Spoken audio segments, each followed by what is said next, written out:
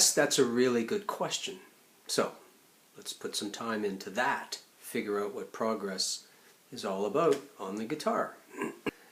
Yeah, I'm going to have to think about that one a little bit because it's a challenge for a lot of students. Progress, I guess it has different levels. To the student, I think progress represents usually success at playing something that's known to them. So a replication, a song, a riff, a lick. Often something that might have even been significant to them when they were younger, if I was dealing with an adult student, because they like to play the music of their youth, which makes a lot of sense. So in some sense, that's progress. For other people, it could be that their fingers are just moving better on the fretboard. They just feel more comfortable, things are settling in, perhaps their speed is increasing, which is for a lot of people a good indicator of progress. Still for others, progress means insight. That they have, even though their skill, their physical skill at playing may not be really strong, their musical insight is growing. They're making connections and understanding connections between, I'll use the bad word theory, between elements of music that would otherwise remain sort of separated. So, for example, somebody's getting the connection between where chords come from. Well, they come from scales. How do you improvise? Well, you think about this sort of approach or this type of a scale over this chord. You know, tools that they can use to help gain some insight as to how music works. Other students can't stand that stuff. They just find it drudgery. So, my take on progress, I guess it's a bit more philosophical. It is... I'm going to use the analogy of a gym. Can I do that? Okay. I'm going to use the analogy of a gym. I go to a gym. I work out. Not to become a big bodybuilder, but certainly to keep everything in working order as I get older.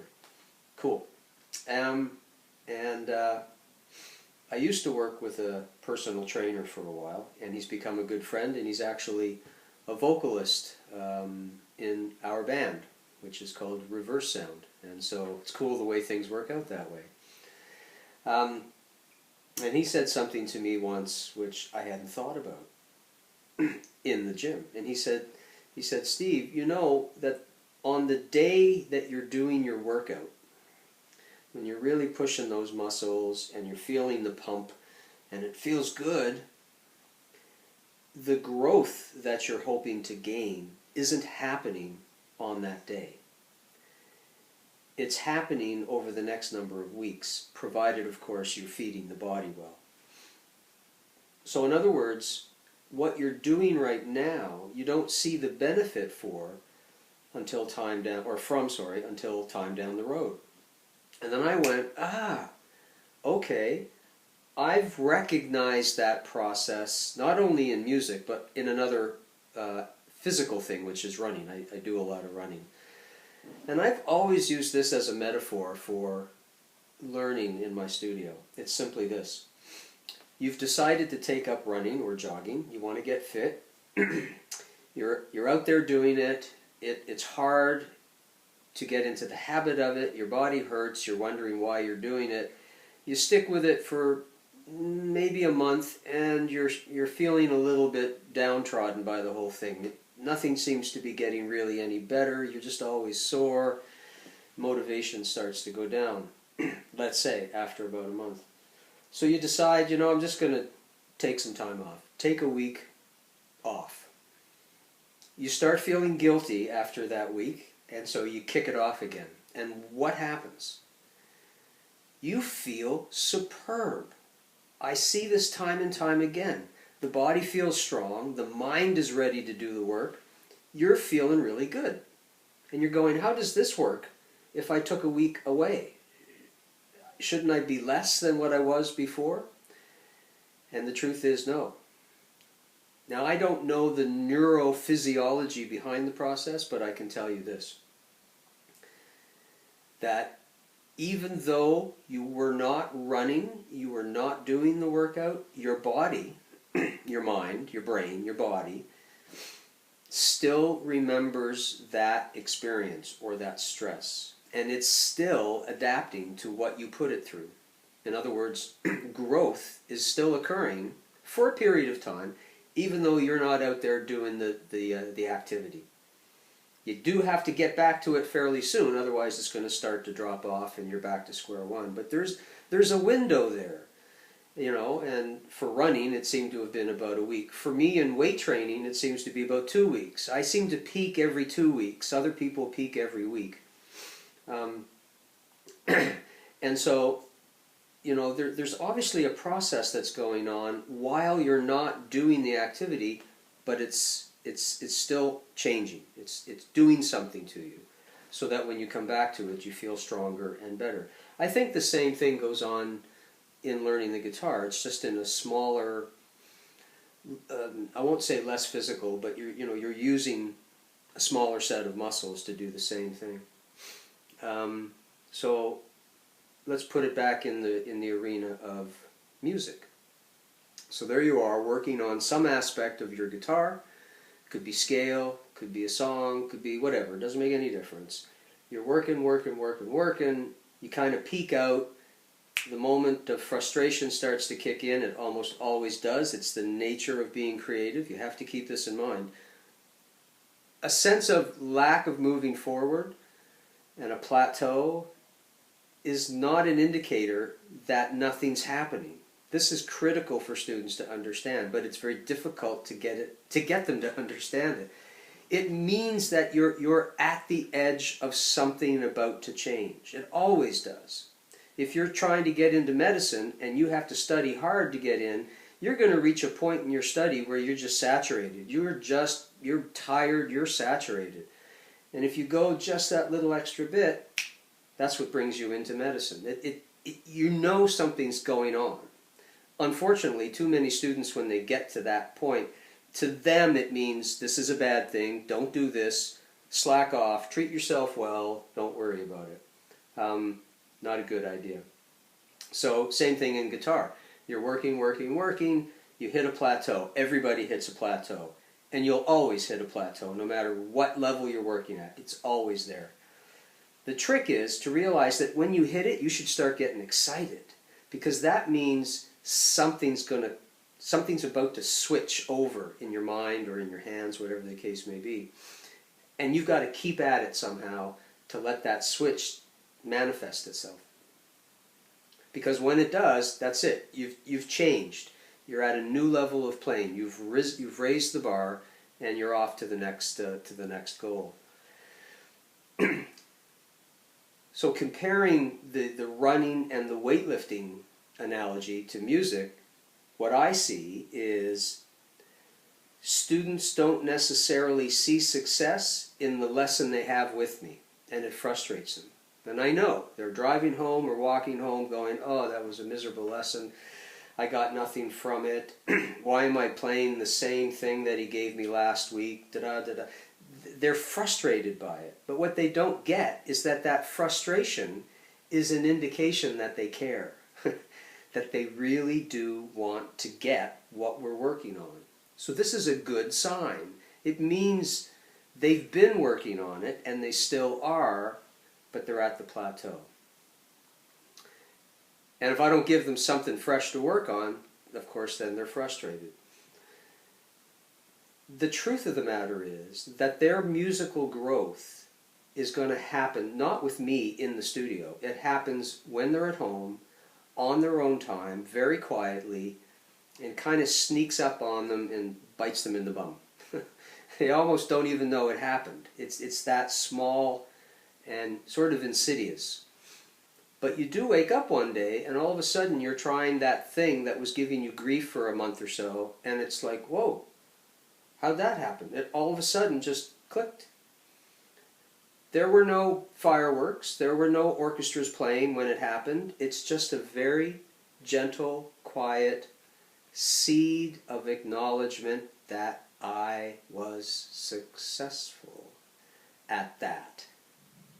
And what did I have to go through to become successful at that? Everybody's a little different, but you definitely had a period of growth. Usually it's very fast. Then you have a period of sort of settling out or plateauing. You can't continue to grow. It doesn't happen that way. That's not organic. That's not life. So, to me, success is about doing the activity in the studio, which is equivalent to doing a workout in the gym, and realizing that the benefit of that lesson doesn't usually play into your brain or your psyche many times until weeks later, sometimes months and years later. Now, I know that's not something students want to look forward to, but it doesn't kick in at the moment, is my point. So success is something that you accumulate over time by going through this process over and over and over and over. And then in hindsight, when you look back at the whole thing, you know, a couple months later or something, you start to realize the fruition of everything you've been going through. I think, unfortunately, today, especially, you know, well, just in general, their sense of timing has changed because of technology. Things have to happen a bit quicker. You can't make this happen when you're learning something new like guitar. It's impossible. You have to go back to organic basis. You have to rely on the fact that your body's going to adapt the way it's going to adapt on its own terms, in its own time, different than the person sitting next to you.